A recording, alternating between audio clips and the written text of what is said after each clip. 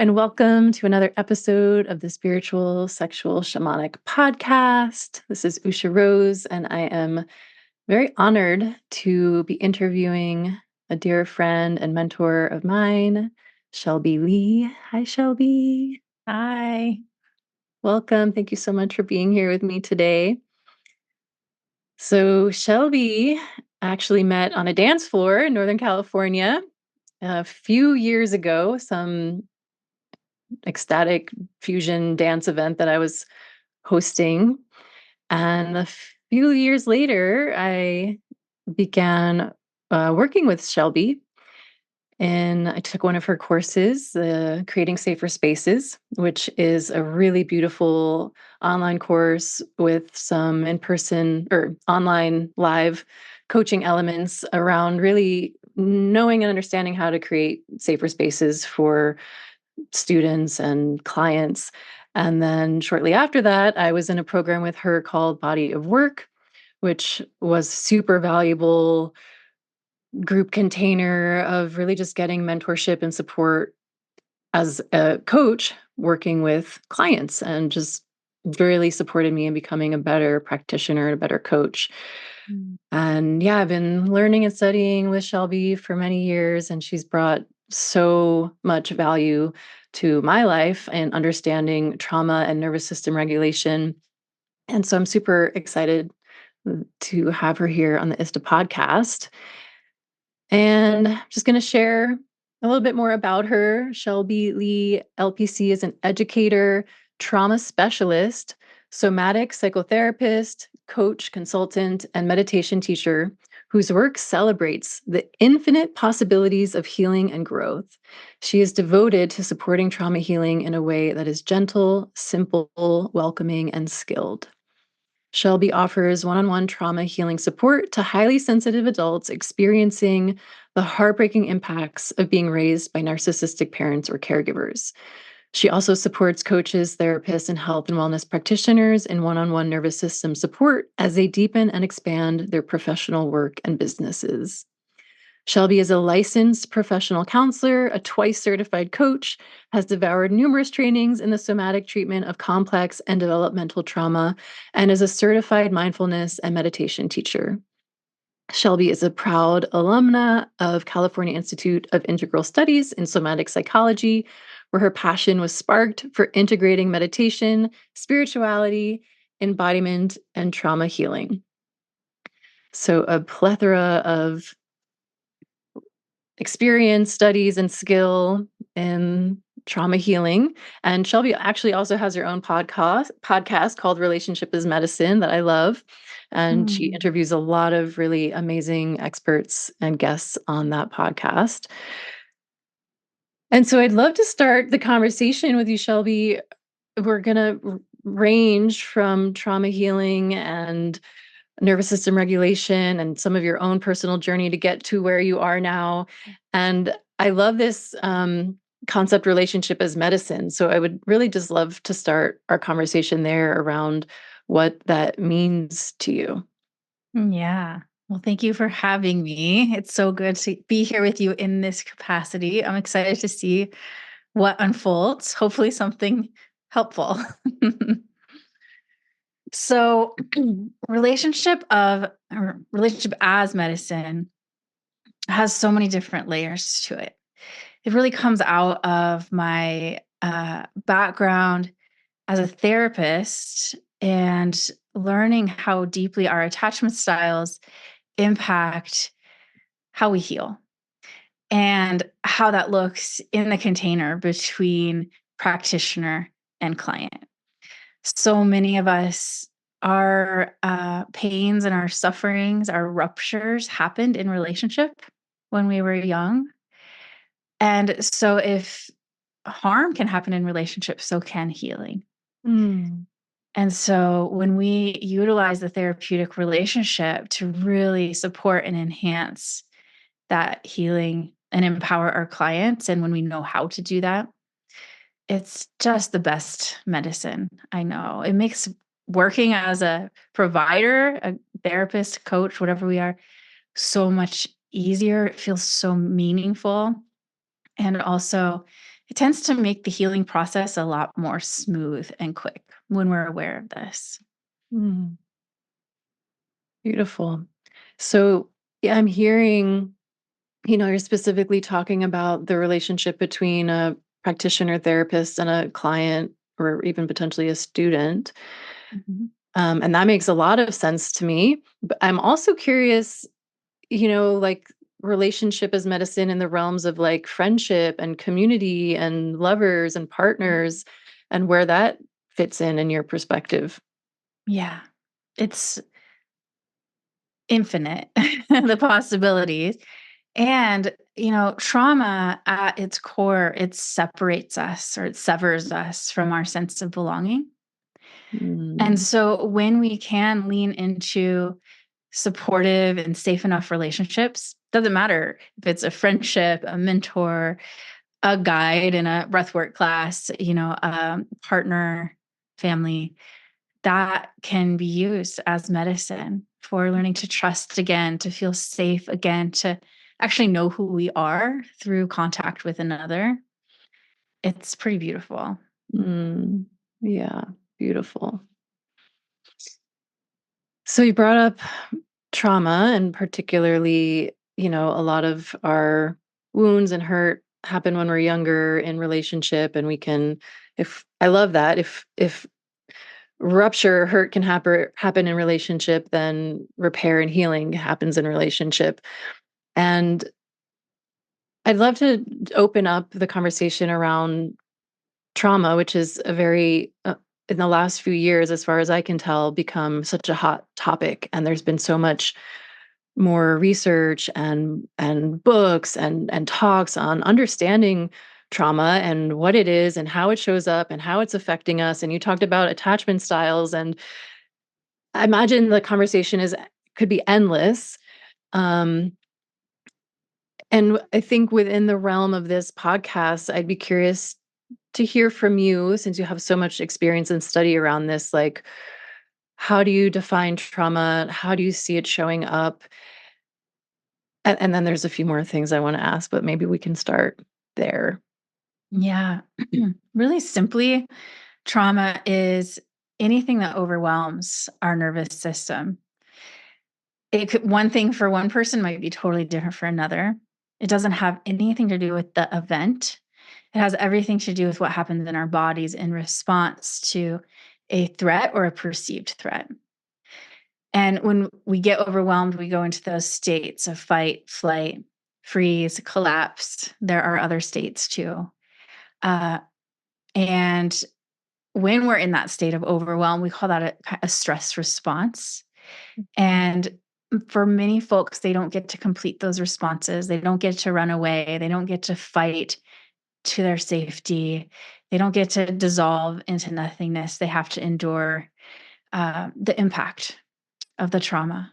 Yeah. And that leaves a mark on our bodies. Even though our minds kind of often grow up and can do other things, our bodies still hold the imprints of those experiences until we feel safe enough to be able to process them and embrace them, which is my definition of healing trauma, being able to embrace all of these experiences and welcome them into presence. Mm, beautiful. Yeah, I'd love to hear more about that, the healing trauma aspect. And maybe you could even talk a little bit, if you're open to, about some of your own personal journeys around healing, and also how that looks in your work now and the services that you offer. Absolutely. Yes. Oh, you asked me two questions and I just have one. Can you say that again? Yeah, maybe starting with some of your own story around healing and how that led you where you are now. Yeah. I was really suffering starting around age 11. I started smoking a couple packs of cigarettes a day by the time I was 13. Um, and back then, uh, people socialized as women were often diagnosed with anxiety. Folks socialized as men were diagnosed with ADHD, but nobody was talking about trauma. Yeah. And I it took at least 20 years of weekly therapy, of trying to fix myself because I thought something was wrong with myself through therapy, reperpetuating perfectionism and performance through healing without it ever coming across my radar that what I had experienced was trauma, and then that what had happened to me was wrong, and that I wasn't wrong Mm, or bad. It mm, never I was just like, if I feel this bad, I must be there's something wrong with me. And my family also perpetuated that notion. mhm, And I did that thing that so many people do where they say, it wasn't that bad what happened to me growing up. So I can't even imagine why I feel this bad. I had a roof over my head. I had horses. I had as much food as I wanted to eat. I didn't see violence in my home. However, what I experienced was a pretty high level of emotional abuse and neglect. I grew up with a mother who could be classified as a narcissist. I don't do a lot of pathologizing, but mhm. just for context, I grew up with a father who was an addict and an abusive series of stepfathers, in an emotional way. Yeah. And I just had no sense of safety, no sense of belonging. There was no attunement. There was I just proved and proved and proved to try to be worthy and hurt myself a lot in order to perform, to try to get positive attention. There are so many folks out there that have been through this and would never even consider it was trauma. Yeah. I laid awake in my own bed every night scared at the actual threats that were being given to me by stepfathers, but never followed through on. And so I could never sleep. My system was ruptured for years and years and years. This is complex trauma, repeated events again and again, repeated bullying again and again, repeated Yeah. neglect. And I was treated as though it was just anxiety. You just have generalized anxiety. And the reality is that was trauma. That's called developmental trauma. And until I was able to treat it as trauma, I was just spinning my wheels. I was in talk therapy, talking and talking and talking and reliving the events, which kept me in a state of dysregulation because nothing was healing, nothing was moving through, nothing was resolving. Um, and then once it was recognized, that was the first big layer of healing Mm, where I didn't have to live with such a level of shame because shame also goes hand in hand with trauma. I am bad. I am wrong. I failed. I'm broken. Um, and I yeah. started to see little glimpses of light that maybe it's not me. Maybe, maybe this actually could heal. Because at that time, it'd been enough years that I was really sure I wasn't going to live much longer being that depressed and hating myself that much. And the impacts that in my life as I looked around, there was a lot of chaos, a lot of drama, a lot of substances, and a lot of being in relationship with people that were not healthy for me because I wanted their attention. I was repeating the pattern.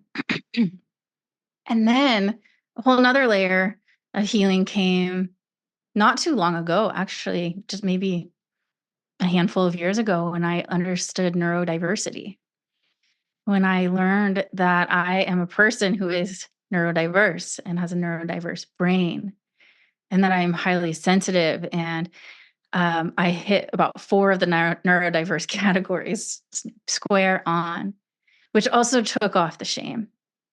Yeah. And it was like, "Oh, there is actually a way to get regulated so that my symptoms aren't, um, assaulting me every day, so that I'm not laying under this weighted blanket at 8 hours a day just trying to get through each day, to get to my job, to pay for Mm, my medical bills." mm, And, it's because of that, that I do the work that I do. In that journey, I did a lot of healing that wasn't so good for me. I went to the edges of the earth, working with some teachers that were amazing and healers that were amazing, and some that really did a number on me in unskillful ways. Mhm. And so as I learned about the therapeutic relationship and how relationship could be medicine, it made me angry. I was pissed that these healers didn't understand their therapeutic power that they held and how they were using it with me. And I kind of set out to teach the world because I understood that they actually just didn't know. It's not Yeah. like they were malicious. They didn't know the power that of healing that they could bring had they held um, our relationship differently and the healing that we were doing differently. I could have healed so much more quickly. But I was constantly in that state of repairing myself from that damage, which is really common for folks with complex trauma. It's just rupture, repair, because we Mhm. find ourselves again and again trying to heal, but in old familiar situations. And so I just wanted to make a dent in helping people understand that their impact could be so much greater if they understood trauma informed care and how we be in ourselves as practitioners can really help in a Mm. skillful way. Mhm. Yes. Thank you for sharing about your personal journey. I think that can it's very relatable, I imagine, for a lot of people and can probably support a lot of people understanding themselves a little bit more and even having some compassion for themselves around what their childhoods may have been like and the challenges they may be facing as adults. Um, I would love to hear more about the responsibilities or power that a healer, a facilitator, a teacher has over their students, clients, and like what is the key to the the medicine for it to actually really be of service and even where do you see it going wrong? Yeah. I love seeing your eyes light up as you're talking about it. Um, so I would say keys. There are definitely, many things that we need to know as practitioners and as those seeking practitioners, right? Um, but I think it really hit home for me when I learned about the concept of sharing power as a practitioner coming into a session or facilitating a group, knowing and trusting that every individual that comes into our space uh, has their own unique healing path. And it might not look like what I want it to be for them. And so I have to be really mindful that they get to bring all parts of themselves into my space. And it's, it's, I have less control.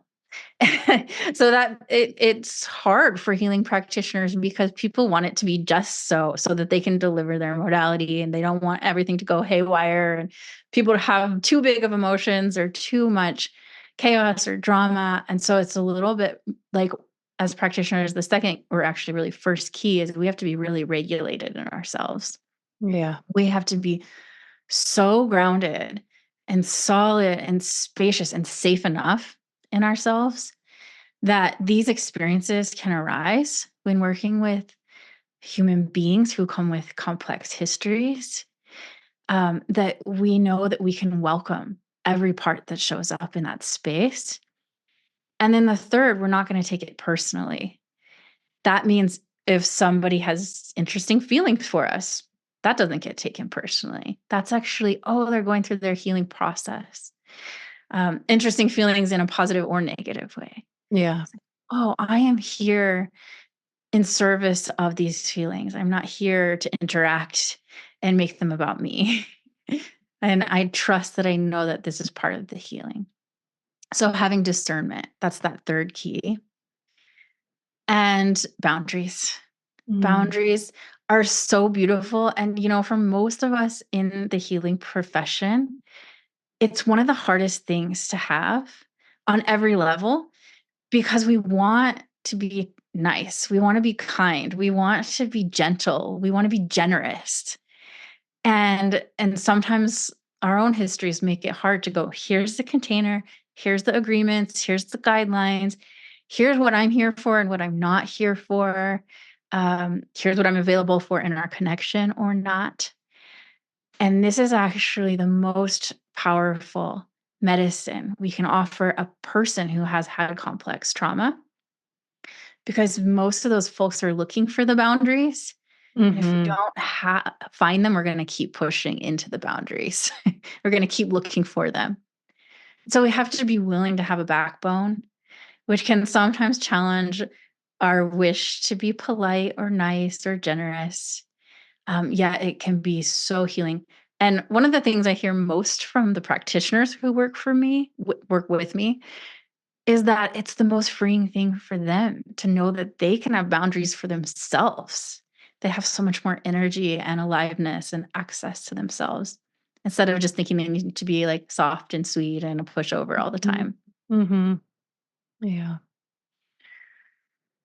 Thank you. That's super helpful. Um, Understanding the relationship of our own boundaries, having discernment, not taking things personally, being able to regulate ourselves. And what was the first one you said? Being having the capacity to welcome Oh, our all student parts. or whoever is showing up with um, all parts, knowing that we're actually not in control of their healing process. We don't have an agenda for them. Yeah. We trust that they have their own healing capacity and their wisdom is in them. Yes. Oh, I'm so glad I asked that because I've loved that. It's so beautiful. And that's a great segue into my next question, which is, as a student or a client, like what is my responsibility for taking care of myself and being able to trust the person I'm working with? Yeah. I thought of another one that I just made up and I think it's the best thing ever. Um we have to be willing to receive feedback. Oh, yeah. And until we are in a place where we can put those perfectionist sides away and really hear somebody, even if it seems outrageous, Mhm. but stay regulated and connected to be able to hear, oh, I really let you down. I really missed you. I did that and that didn't feel good for you. Even if you're like, oh, I don't know, like to be Mhm. able to stay in that conversation as an adult and to be a safe enough space for folks to know they could come with you with every part, even the Yeah. ones that have complaints about you. That is That's when I would say, "Okay, now you can go and be a healer. Mhm. Now you can go facilitate. Now be a therapist." Because that's when the relationship can be the most medicine. People can really come and trust you. That's where we build that trust over time. Yeah. I So, love yeah. that. Thank you so much. These are all so juicy and like inspiring and exciting. And I love that we were able to articulate, or you were able to articulate these pieces so well. I think it's super valuable. Yeah. They're not easy until we get there, and then oh my gosh, life is so much easier because our ego stops screaming so loud that we need to be in Mhm. control. We need to know all the answers. We Mhm. need to do whatever. It's like, "Oh, okay. We're sharing power here." Yeah. And this taking nothing personal, and also what the word that's coming to me is being humble. It's like we don't ever really know what it's like for someone else or our impact on someone, and can we just be humble and listen and hold people with love with Yeah. whatever they're going through and whatever parts are showing up. Well, and we have to wrap compassion around that because we are human.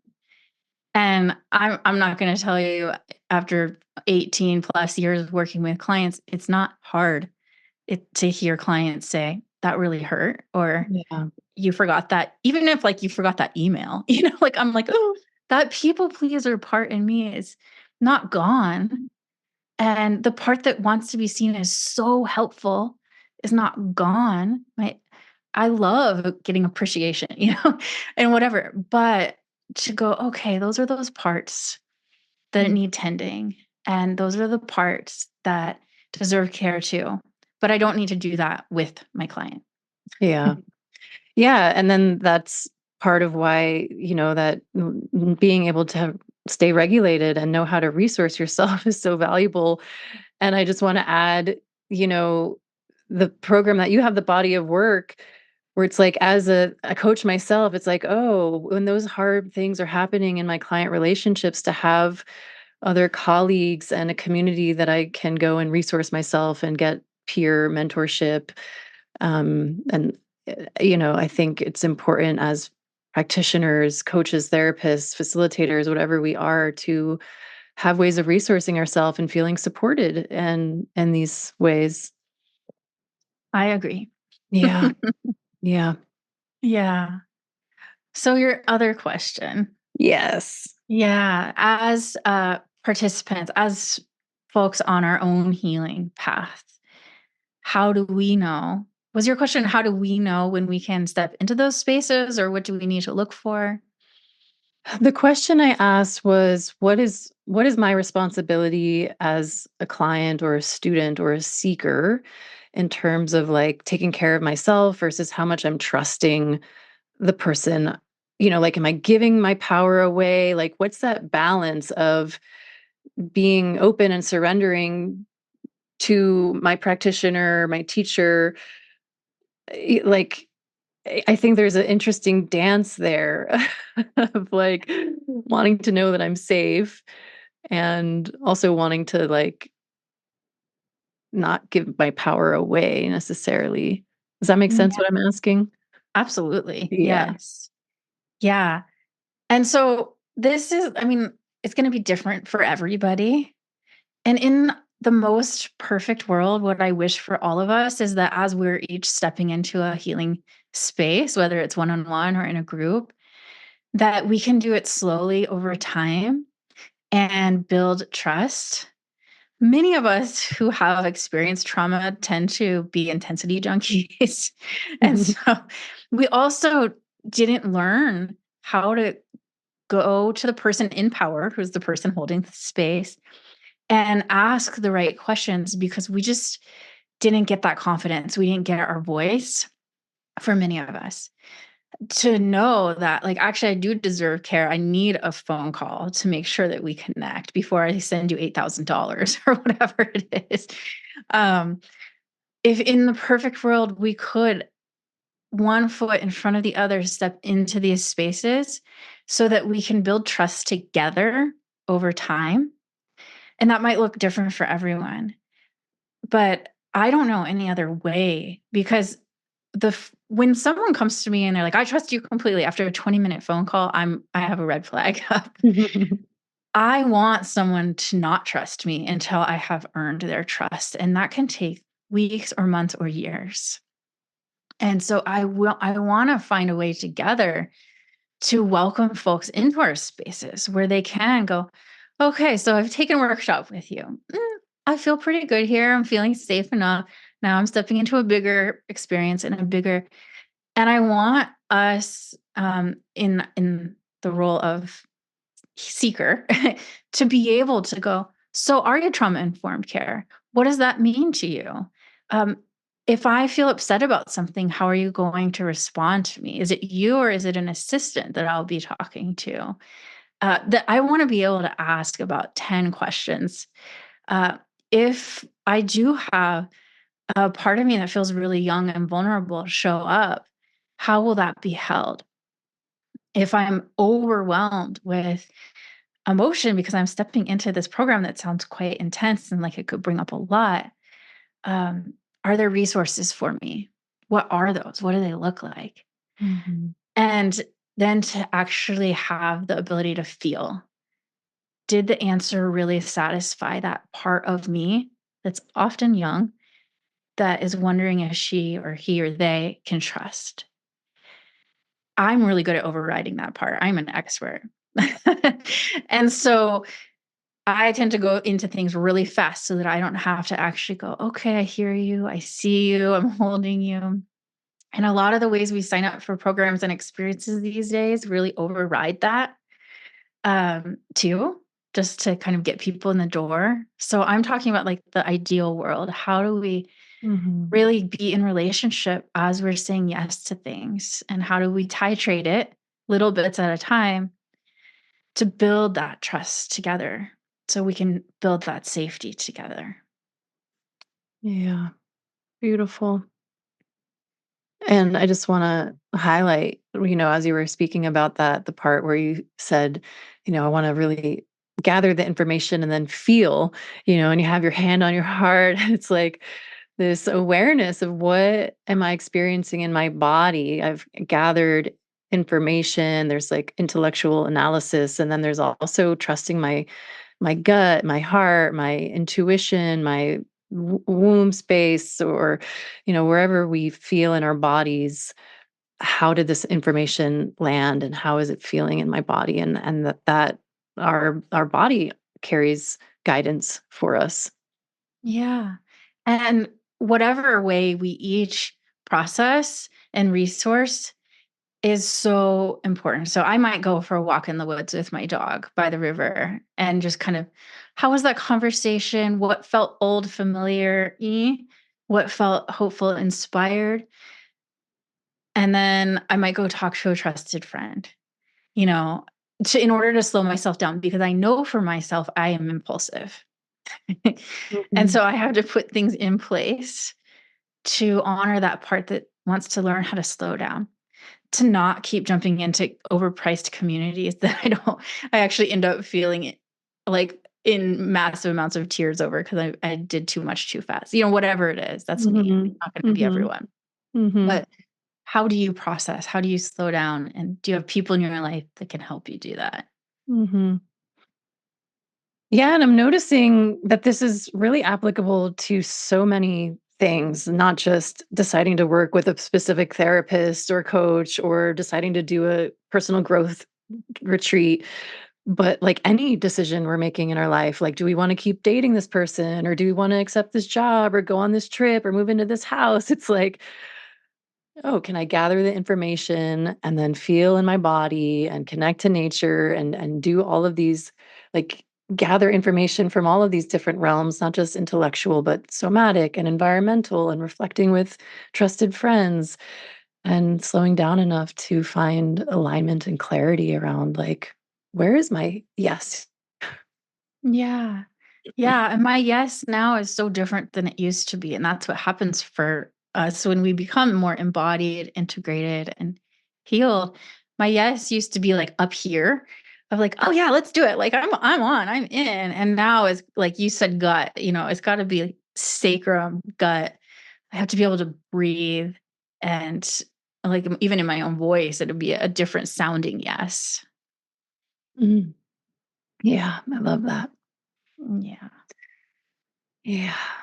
Yeah. I went to, I even called a naturopathic clinic a year or 2 ago, and I was like, "Are your doctors trauma informed?" And the receptionist was so incredibly rude that I was like, "Nope, not trauma informed."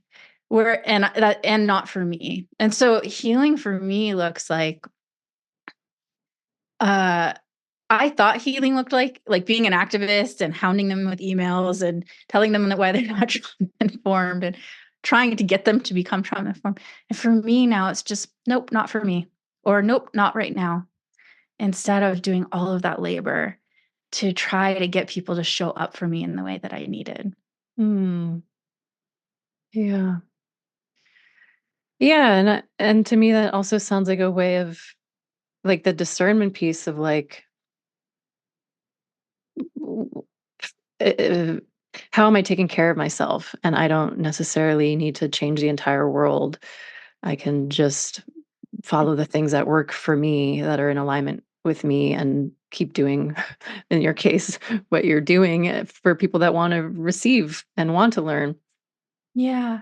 Well, and Mhm. for a long time, I think a lot of us do this is we get a no. And we think, oh, wait, but I have trauma, so I feel no to everything anyway. So I'm going to kind of like push the edge a little until I can find that yes. And a lot of practitioners will kind of push people like through that no. And to me, it's like, nope, a no is a no. I don't Mhm. care for what reason you do not. I actually am offended by myself now if I try to turn that into I have trauma, so I'm just going to do it anyways. It's like, nope, it's just a no. It's a no, Mhm. sweetheart. Like maybe later. Mhm. Yeah. Yeah. Yeah. On this, like, the subject of trauma healing, I'm curious to know, if people that are listening that have, I mean, we all have some trauma in one form or another. Um, what are your recommendations for people that are wanting to do deep healing work and maybe they haven't started yet, or they've done one program, or they've gone to like one ISTA, or they've worked with a coach, or they're wondering if they should go to a week-long training, or they should work with somebody one-on-one. Like, what are the steps that you recommend for people that are curious about doing deep healing work? Mhm. Well, first, I'm so glad. I'm so grateful that you want to be in healing work. I mean, that's the very first thing I would say to them, anyone listening. Like tears actually came to my eyes as you were talking because it is such an honor to get to support folks on that path. And it is no joke when we say, yes, I want to heal. We're saying yes to claiming ourselves in our lives. And it's so beautiful. So first there, to just really appreciate yourself because it's courageous. Well, I actually won't even say that. For some of us, it's not even an option. It's Mm, like, I've just been in survival mode forever. I have to do something different. But it's so deeply important and meaningful to me. And I would say as much as you can to slow down the process and really take care around interviewing folks, and maybe that's 5 questions. Maybe it's a half hour on the phone. Maybe it's some emails back and forth. Whatever it is for you, you'll know because you'll see with the responses. Do you feel held, nurtured, cared for, like there's space for you? Or do you feel like you're going to have to work really hard to feel supported? mm, And so again, I mean, not all of us can sense our bodies. We don't all have that. mm, It took me 30 years to figure that one out. But to really go, does the response make me feel better or worse? And maybe try again, and then, if it's just keeps not feeling good, probably not going to work.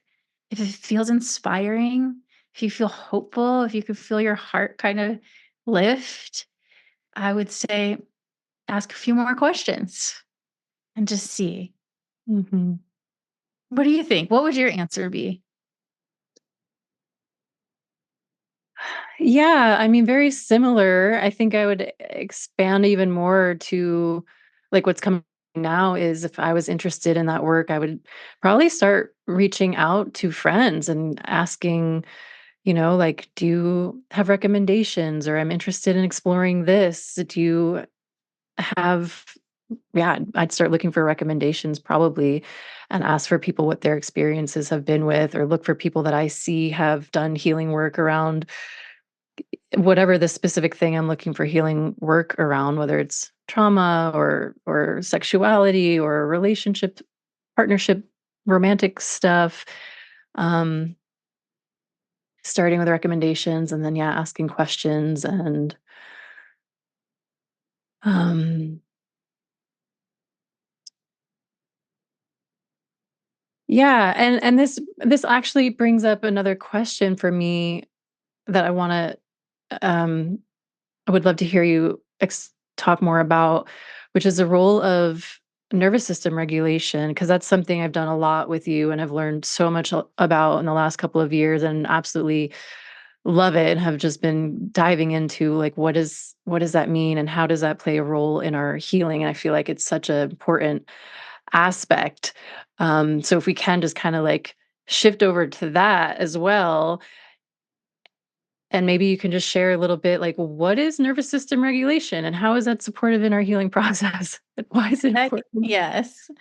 Um, I'm gonna do the thing I always do, go back and just add to the last question and come to this because I think it will make more sense. Yeah. Um, Part of why I am so adamant about can we slow it down when we're entering those spaces, the level of care you hear behind my voice is because what happens when we enter a healing space is we bring all parts of ourselves, and that means the young parts too. And those can be so tender and vulnerable. It can be the young parts that didn't get the care, the safety, the nourishment, the protection that they needed. And so they're right there on the surface in most healing spaces we walk into, just ready to be seen, held, heard, understood, healed. And so that's why I'm like, be careful. I mean, don't be like hyper vigilant, but just care for yourself the way you would care for a young child that you would do your due diligence with if you were taking them into an experience, because they do not go, they get louder in these experiences. And so we want to be putting ourselves in the places that can hold those parts too, Mhm. because it can be so revolutionary when the healers and facilitators understand, oh, these parts will be here too. We're going to Mm. be gentle with this. And nervous system regulation really supports this. The way that I do nervous system regulation work is uh, directly connected to the ruptures that happen in early life, in when we weren't nurtured or met or emotionally supported or fed. You know, we had caregivers that were unavailable in some way. We work with the parts of the nervous system that didn't get supported back then, that didn't get to feel safe enough to really just allow balance, allow ourselves to be in our full capacity of our human spectrum, to keep us functioning in a way where we can thrive instead of survive. And so we work towards learning co regulation, which is about the relationship, feeling safe enough together to support healing. You can never guarantee co regulation. You can't be like, you over there, you're going to co regulate with me. But when we feel safe enough, it naturally happens together. Yeah. So the type of nervous system regulation work I do, it's not like we're jumping in ice baths and doing really intense breath work. And that can be super supportive, but this is so gentle and soft. And it's meant to provide that support that we didn't get in those early years. So the body starts going, oh, I am safe enough now in the present moment to connect inside and to connect out and to go out into the world and be my fullest, most expressed self possible. Mm. And when Mm. we're regulated, that can happen. But when we're not, we're in survival mode. Yeah. Yeah. Beautiful. Yeah. I was laughing because I'm hosting a retreat in May. And I had this brilliant idea because I used to teach really intense meditation retreats. And I was like, oh, I'm going to just replace the meditation with nervous system regulation practices. And everybody's going to think it's brilliant. And it's been so funny because nobody gets it. What are we going to be doing? Why? I don't know. That sounds weird. I'm not going. And so having you have me explain it is so helpful because I just keep tripping over my words. It's the most beautiful thing I have ever known working in this Mm. industry for so long. And it brings so much ease and comfort and spaciousness and rest. And I'm like, why wouldn't you want to come? And people are like, well, we just don't really understand what's happening there. Mhm. So I'm excited for it to become a revolution. Well, can you share, like, what does it look like? Like, what would you have me or us be doing or not Yeah. doing? Well, so I heard Trevor Noah actually on Dax Shepard's podcast speak to this so beautifully last night. He was talking about, growing up in chaos and always on guard for violence, how um, being the person who's comfortable, just like ready to handle the situation is so familiar. But being comfortable in the spaciousness, the quiet, the rest, the luxury, maybe that feels scary because that was always when other shoe would drop. That was always when, like in a horror movie, like the thing would happen. Mhm. And so what we'll be doing is we'll be doing gentle movement, which supports nervous system regulation. Somebody in the morning, Tay, will be facilitating that from Brazil. And then I will be guiding really simple practices, which you can be laying down, you can be sitting, supports adrenals, kidneys, brainstem, feet, digestive system, heart, all these places that had to work overtime to keep us safe, whether it Mhm. was emotional or physical safety, and often kept working overtime just to protect us. And we work with these places just like a meditation, just going, we're right here with these places. And we allow space for all the emotions to come up because they kind of get stored there too. Yeah. Some people feel a lot, some people feel relieved, some people feel just more content or at peace in the practices.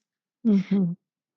We do that for about 45 minutes to an hour, along with a teaching on the nervous system and how we can actually really allow ourselves to bring more parts of ourselves out that maybe have been hidden. And the whole goal is just bringing people who just feel burned out and exhausted and ready for really feeling aliveness and feeling safe there, feeling rest and feeling safe there. Yeah. In the afternoons, we just surf or chill by the pool. So I Mhm. like that will be the advanced practice is how do we take the nervous system regulation into feeling those spacious moments with ease, those playful moments with ease. Mhm.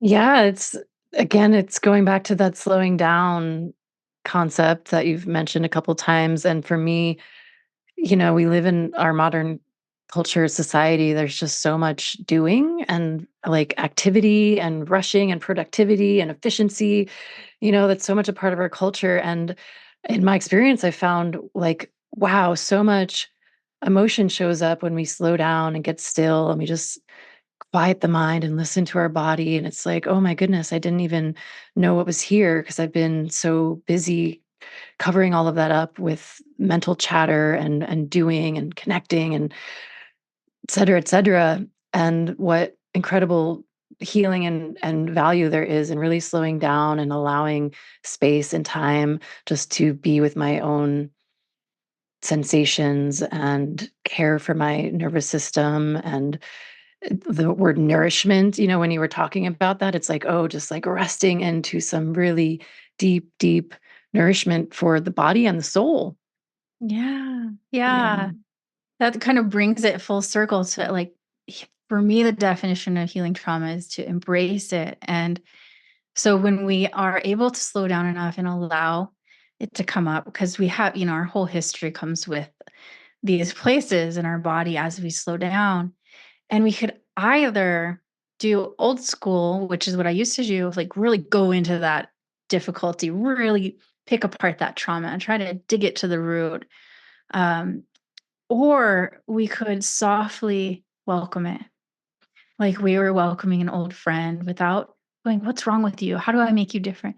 It's like, "Oh, how do we grow ourselves wide enough to welcome it and be with it just like we would be with an old friend?" And that naturally allows for trauma resolution. We come into new relationship with it. We learn that we can be with discomfort. We learn that we can be with pain and suffering and grief because it's part of being human. But we Yeah. also learn that we can be with joy and play and pleasure and aliveness. Because our nervous system works that way, it's like the more we have capacity for one of these, the more we have capacity for another. And so it allows us to have that full spectrum of our humanity. And it gives us back who we are, what we're here to do, and how we want to be. Yes.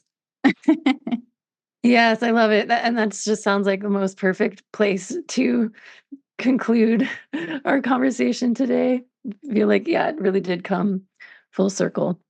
Mm. Wow. Thank you so much, Shelby.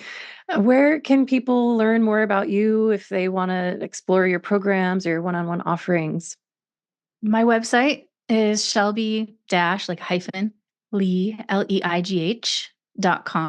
Instagram fierceheart.shelbylee. LinkedIn, Facebook. You can find me. Hmm. Yeah. And I just want to share again your programs, Creating Safer Space and Body of Work were super valuable for me, that for people that are practitioners specifically and wanting to really learn more about becoming more trauma informed, super valuable. Mm. And before I let you go, I'm going to ask you a couple of our rapid fire questions for a little fun and getting to know you in a different way.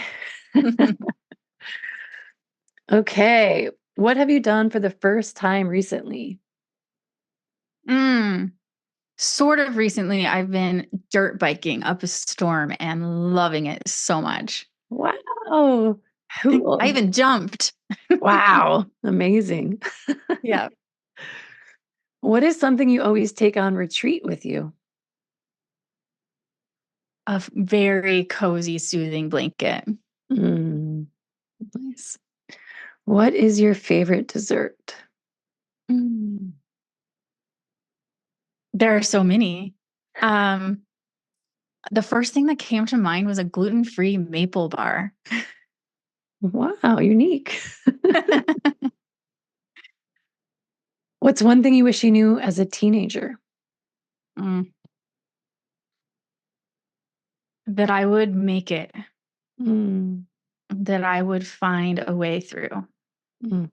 and I would meet really cool people along the way. Oh, so sweet. The last question, what happens after we die? Who cares? Awesome. I love it. So fun. Thank you so much, Shelby. Such an honor to be with you. Thank you. This felt really, really nourishing to be with you. Mm.